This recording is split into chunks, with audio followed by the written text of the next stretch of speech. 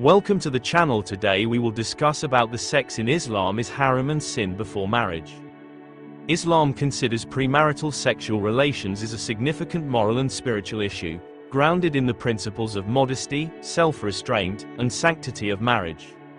For Muslims, marriage is not just a social institution but a sacred bond and an act of worship that fulfills both physical and spiritual needs within a lawful, God-approved framework.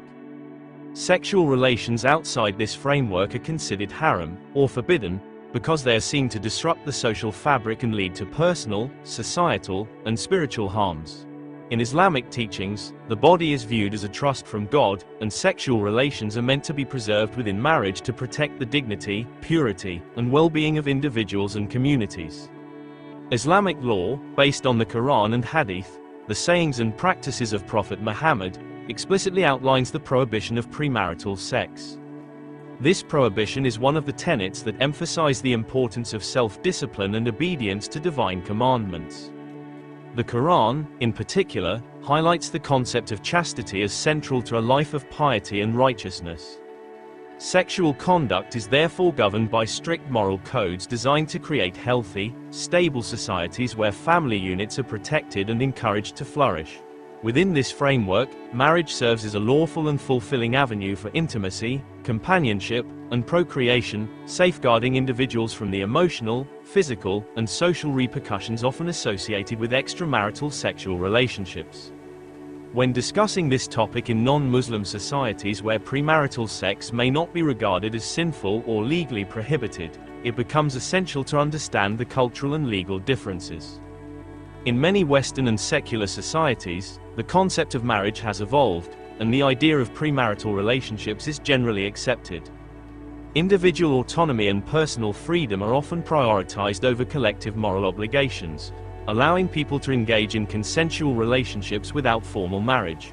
In these societies, the notion of sin or immorality around sex outside marriage may not hold the same significance, and ethical standards are largely determined by individual or societal values rather than religious mandates. However, from an Islamic perspective, the rationale behind prohibiting premarital sex is deeply rooted in the religion's comprehensive approach to human welfare. Islam promotes the idea that true happiness and inner peace come from aligning one's actions with divine guidance. The prohibition of premarital sex is intended to protect people from potential emotional turmoil, such as feelings of guilt, regret, and emotional attachment that might arise from uncommitted relationships.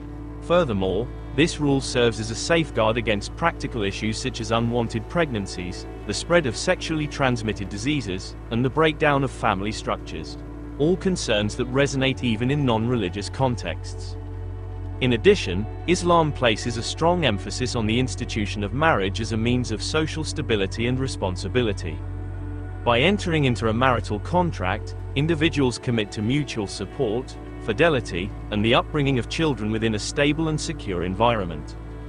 This structured approach to intimacy ensures that the rights of each party are respected, and both partners have a shared responsibility to uphold the family unit. In contrast, premarital relationships lack this binding commitment, which can lead to misunderstandings, instability, and potential harm, especially if children are born out of wedlock. Islamic teachings thus prioritize the well-being of children by promoting a familial structure in which they are nurtured and raised by both parents in a committed, legally recognized union. Despite cultural differences, even in non-Muslim societies, there is recognition of some of the potential challenges associated with premarital sex, such as emotional complications and relationship breakdowns. While secular frameworks may address these issues through relationship counseling, contraception, and legal structures, Islam's approach is fundamentally preventative, aiming to avoid these problems by establishing clear moral boundaries.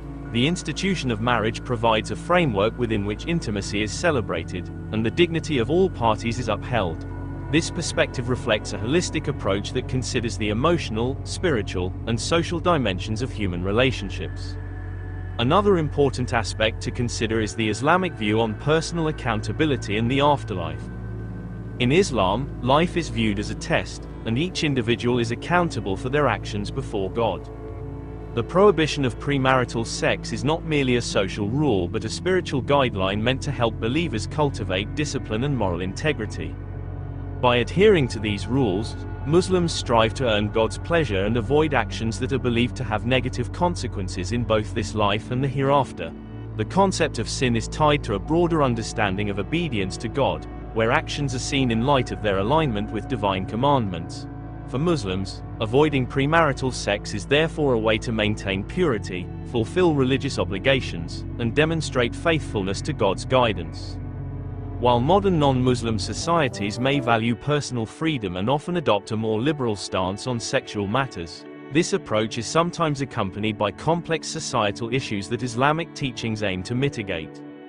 For instance, the rise in single-parent households, increased divorce rates, and the psychological impacts of transient relationships are challenges that some societies face as a result of casual relationships.